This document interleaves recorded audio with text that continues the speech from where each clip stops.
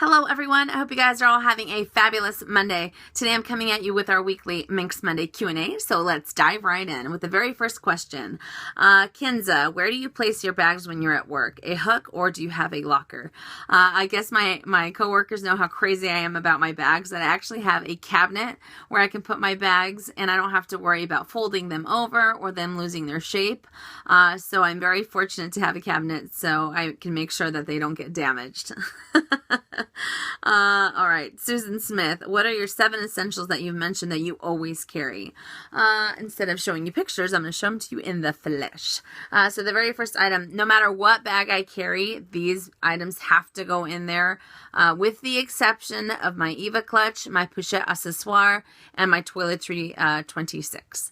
So the first one is my cosmetic pouch in the PM size.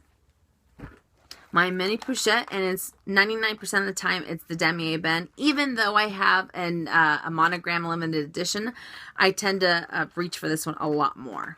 So there's 2. My PM agenda.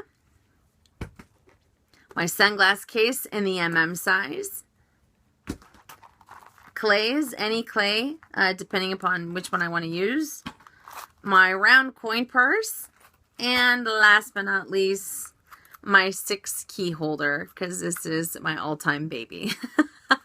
So those are the 7 that I have to carry with me. When I don't, like I said, when I use the other 3 types of bags, I feel very, I don't know, I feel very weird without them. LV Addict, do you keep anything in your LV boxes? If you do, what is it? I don't know if you guys can tell behind me, but like I said, this shelf before, or if I told you guys in my last video, this shelf is for all my SLGs, and it probably goes, it's the same length as one of these. And in there, if you guys can see the little white tabs, I made little white tabs on the outside so that I labeled every box so I know exactly what's in each box. So all my SLGs stay in their boxes.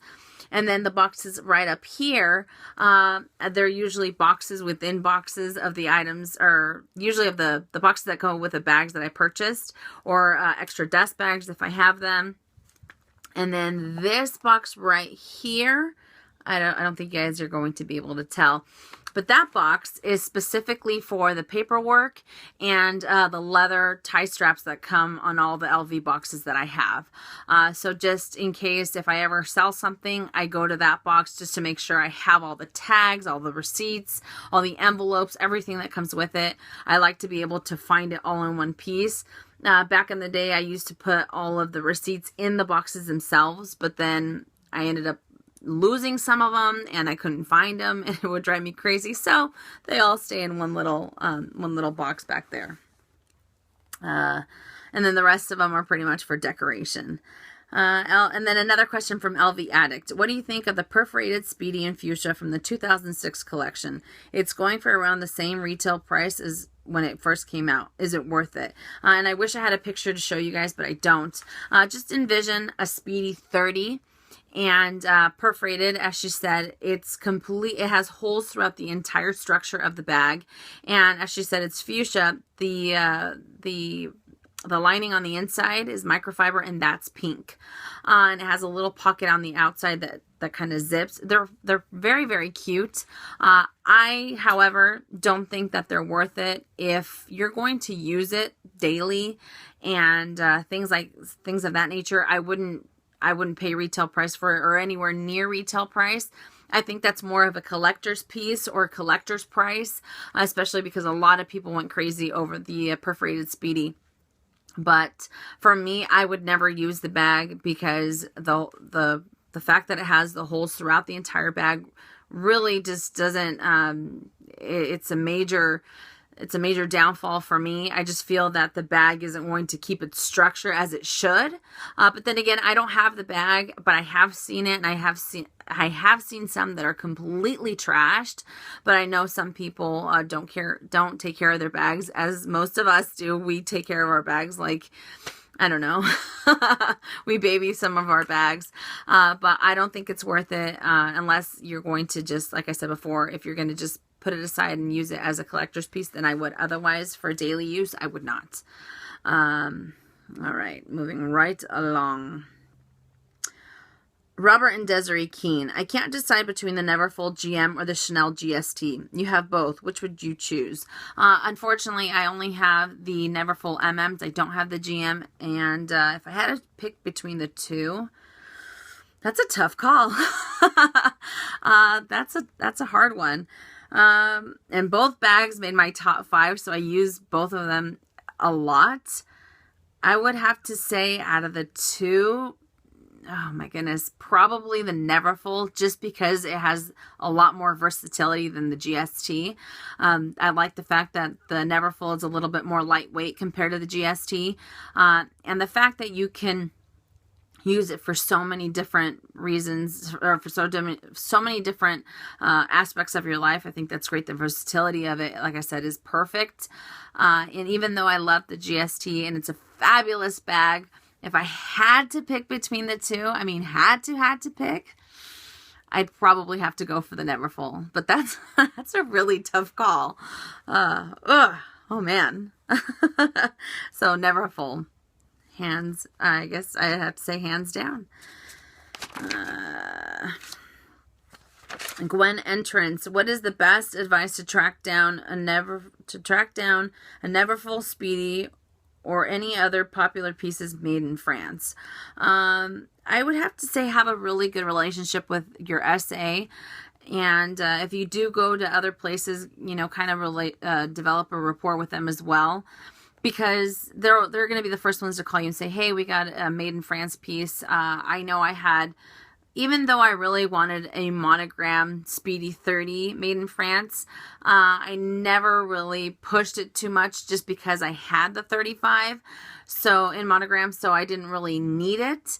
But I would have to say go make sure you have a good relationship with your sales associate, because they can definitely help you out, or they can call around other places and maybe another sales associate will do them a favor and they can get a bag for you. Bumblebee. I'm curious to know if you're a fan of the Noe and if you would one day consider acquiring one. And I have a picture to show you guys. The Noe. Let me take it out of this behemoth book. Book is enormous. So here is the Noe or Noe. And as you can tell, there are different sizes of this bag actually, and it has a drawstring closure. It has one strap for a shoulder strap, and it has a very big base at the bottom right here. So it kind of looks like the Alma, but it is a very big bag. It fits a lot in there. I like the fact that it has the one shoulder strap, and that bag was actually introduced in the 1930s. And I could be wrong. I could be mistaken. It might be maybe the sister of the Noe, like the same kind of line. But back in the 1930s and the 1940s, the reason why a lot of people used it, when people were traveling from Europe to the United States, they would bring back champagne and wine from Europe. And like I said, I could be mistaken. It might not be the right bag. But they would bring that, they would bring their wine and their champagne in the Noe bags or the Noe bags, and make sure and put them in those drawstring bags so that they wouldn't roll around and they wouldn't break. So I know that a lot of people would, like I said, would bring it from Europe into the Americas, and that was one way for them to make sure that it stayed upright and it wouldn't roll around and it wouldn't, you know, burst open with the carbonation if you were bringing champagne or anything like that.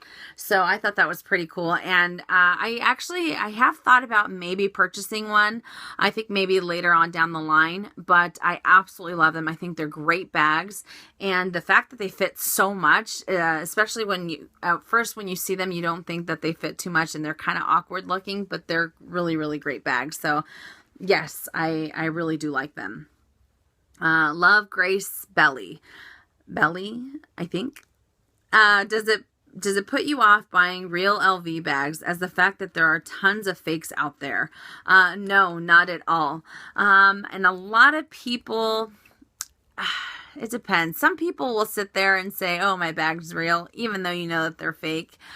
Sometimes they're so obvious that I just kind of chuckle to myself. Other times, if the person's being really rude and they're just kind of trying to say, oh, I have this bag, check me out, you know, I'm untouchable.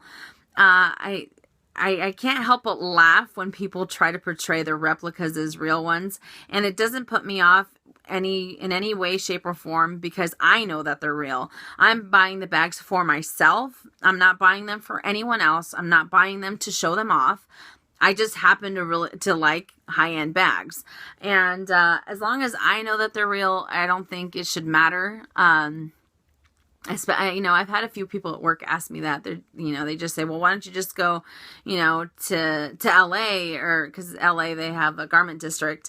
They're like, why don't you just go to LA and buy a fake one for $35 that looks the same? Well, if that's your choice, you can go ahead and do that. Personally, I don't want to do that because I know the quality that is LV, and I know that bag will withstand the test of time, and I don't have to worry about it, you know, busting open while I'm holding it, or you know, ripping or anything like that, especially because the fakes don't have the same quality. Obviously, there's a huge price difference between the two, but no, it makes me feel kind of special inside. I don't know why. I get kind of, you know, when I see a fake bag and then I look at my bags, I know my bags are real, and I don't know, it just brings a smile to my face.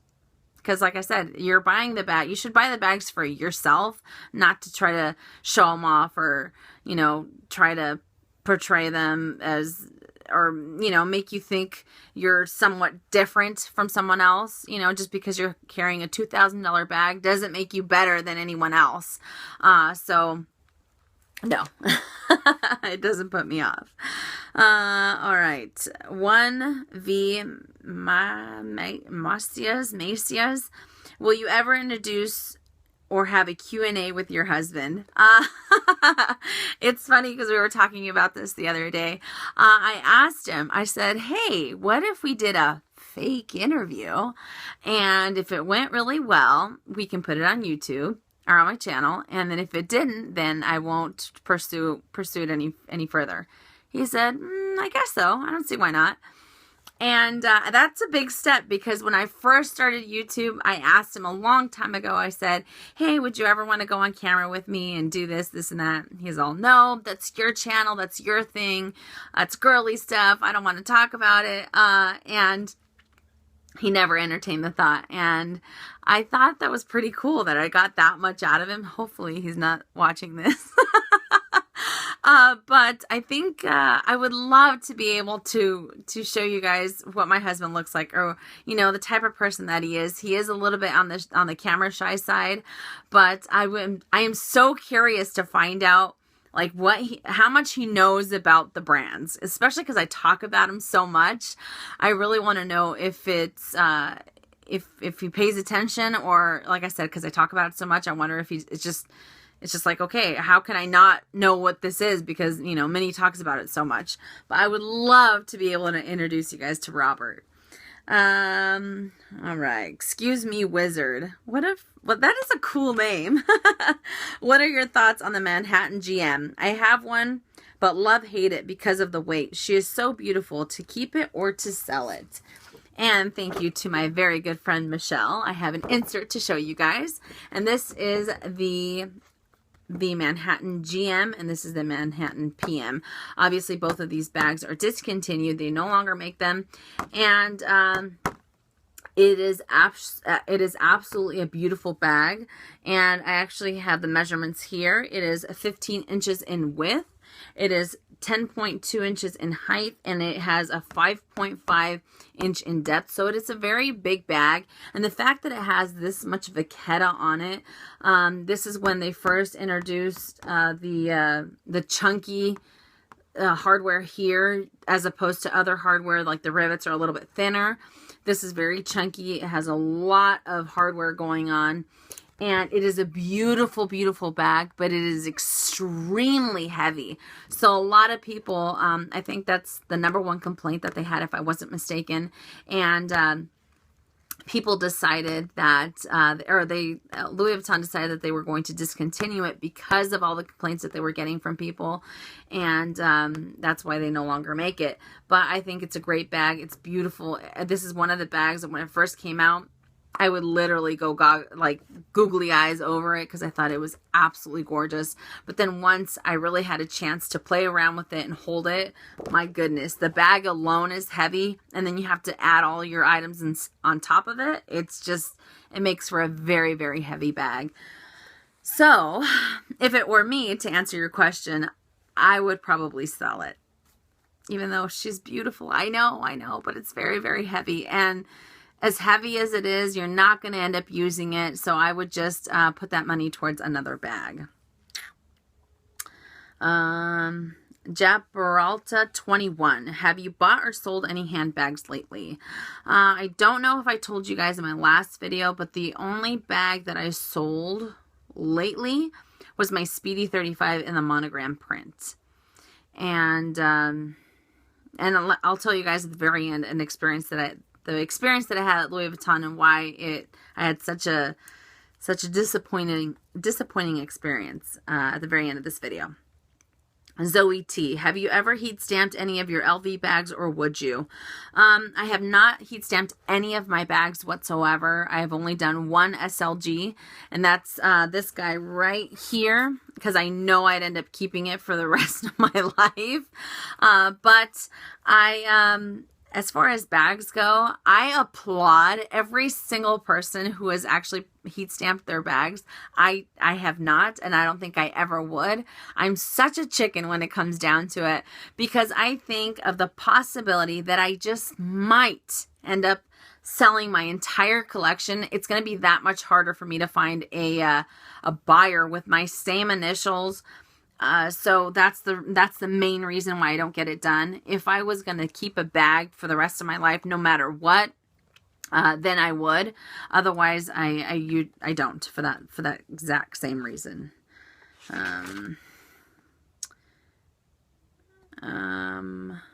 D and B girl. I have the Delightful and a few SLGs. My next purchase will be either the Speedy 30 or 35 in the Damier Ebene, or the Sully MM. Which do you recommend? Well, so you already have a Delightful, and the Delightful has the one strap, so it's already a shoulder bag, and you have a few SLGs. I would say hands down, go for the Speedy. The Speedy is another classic, especially if you're starting out with your collection. It is a great piece to have.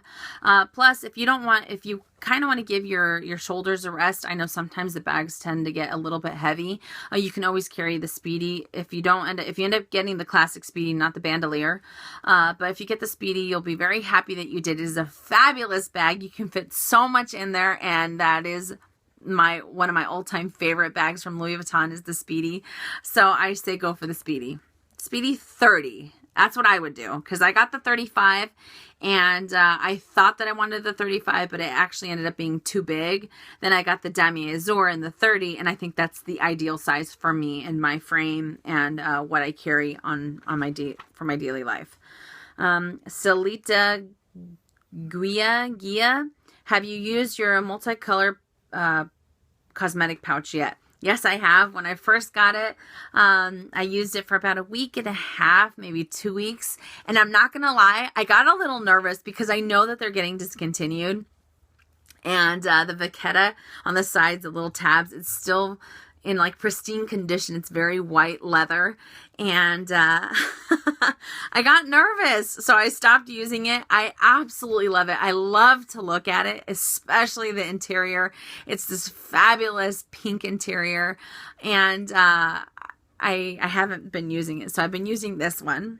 And I get nervous as well. And I think you said that you didn't want to use it because of the same reason. So I totally understand. I completely understand why you don't want to use it, because I'm the same way. But I know I have to, because it's such a beautiful piece, especially for me, especially in black bags, such as the Jumbo or the GST, or when I carry a Damier Ebene bag.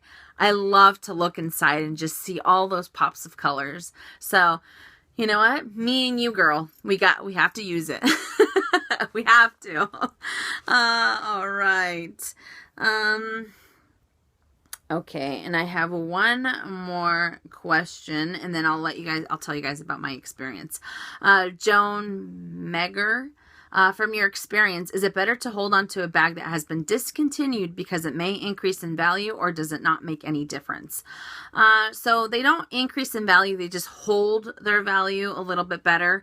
And I think there's 3 questions that you have to ask yourself. I've had a lot of discontinued pieces, and every single one of them, none of them actually held up their what I paid for them, or anywhere near what I paid for them. Let's say I paid $1,000 for the piece. I'd end up selling it for $500, just because the 3 things that I was going to tell you guys is popularity. You have to make sure that when you're thinking about holding on to a bag and you're hoping that you might be able to make as much as you paid for it, if not maybe a little bit more if it's in high demand, you have to think about the popularity of the bag. It's kind of like my croissant. My croissant is a great bag. It's a beautiful, or I mean, it wasn't a great bag. It was a horrible bag. It's a very pretty bag because of the pleats, but you can find them anywhere. I've seen them on Yogi's Closet, on the Fashion File, on eBay. There's so many different places where you can find them, and usually they go anywhere from $200 to $300, and we're talking that was a $1,200 bag. So you have to think about the popularity, number 1. Number 2, was it a limited edition piece? Is it a little bit more scarce to come by? One of the bags that I have thought about purchasing that I really, really liked is the mirror Speedies. There's a gold and a silver that came out. I absolutely love them.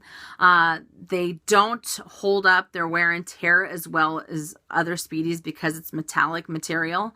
And some of those bags in great condition go for a little bit more than what they went for when they first came out.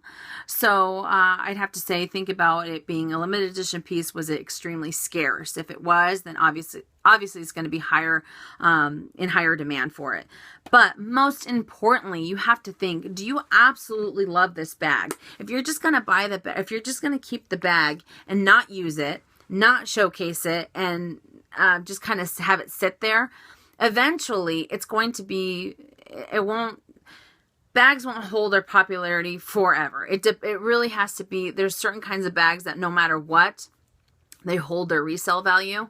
But you have to think, are you just holding on to it on the chance that you might make that money back, or that you're hoping that you'll get maybe a little bit more? Because in all honesty, if it's just going to sit there like I did with my Gallier, I didn't use it for, what I say, 2 years or a year and a half. It just sat there, and that's money that you could put towards another bag that you really will use, and you'll be able to, showcase it and just absolutely fall in love with it. You don't know. But then again, if you decide to just hold on to it as a collector's piece, then I would say go for it.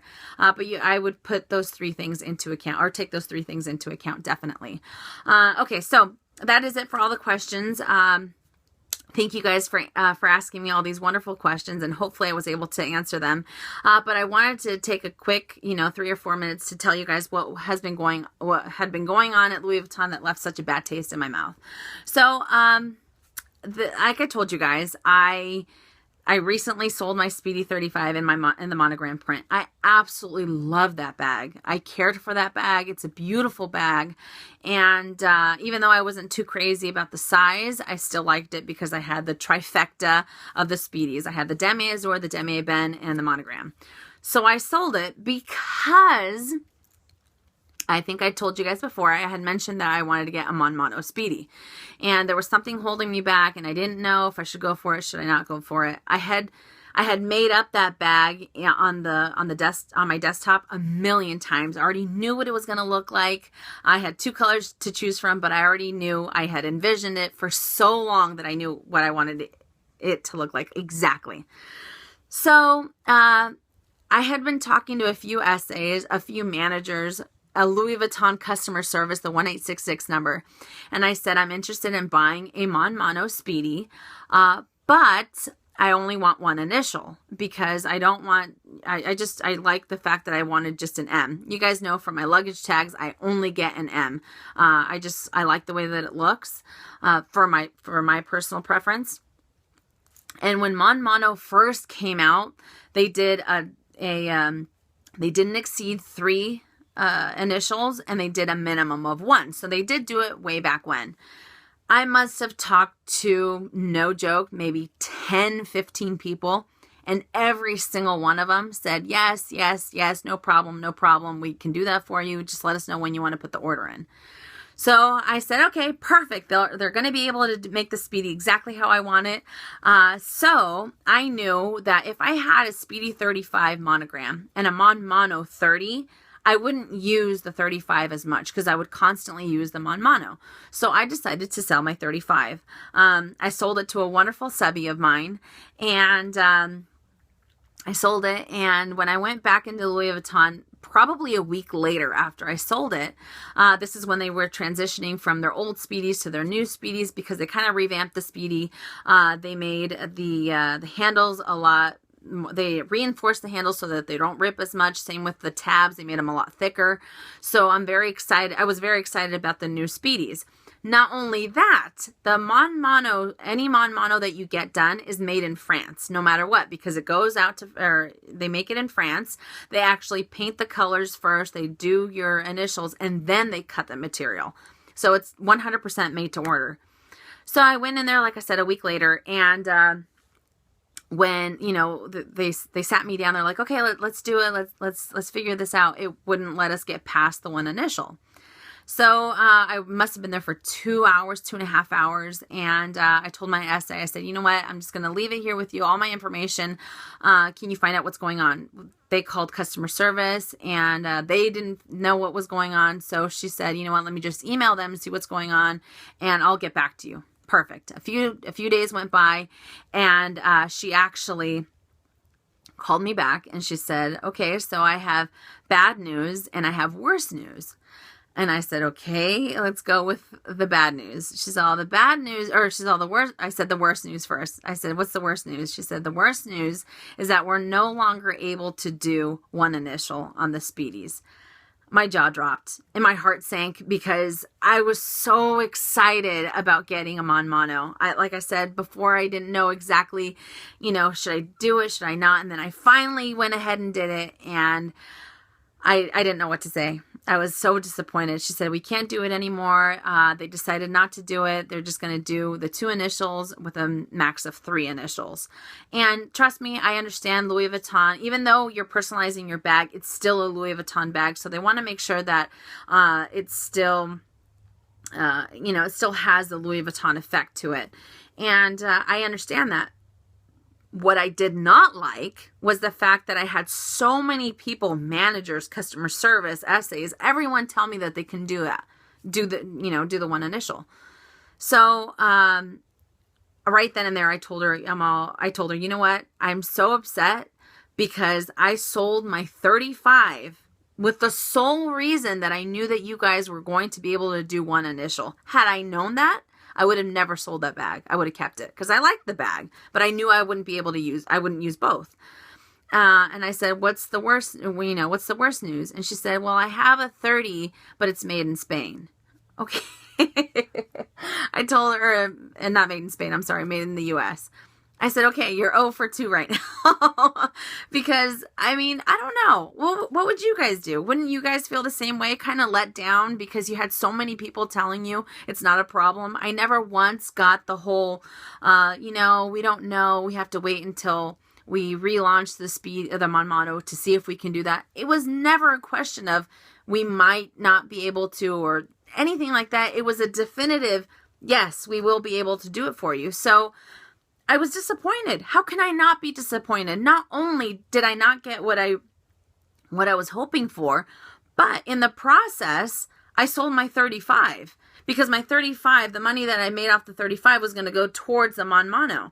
And I don't know. I was so let down, and I told my husband that day, I'm like, you know what? I'm never buying Louis Vuitton. I'm going to sell everything. Obviously, I was venting because I was very upset, but I don't know. I don't know if I should continue and just get the 2 initials. I don't like the 2 initials. I don't like the way that they look, and I don't want to get a bag just because I want to get a bag. I want to get a bag because I absolutely love it, and I get that butterfly effect in my stomach. So I don't know. Give me your comments down below. Let me know what you guys think. So hopefully you guys can help me out. But anyways, that is all I have for you guys. Thank you again for all the wonderful questions that you have submitted for Minks Monday Q&A. And I will see you guys later this week. And as always, make it a fabulous day or not. The choice is yours. Have a great day, you guys.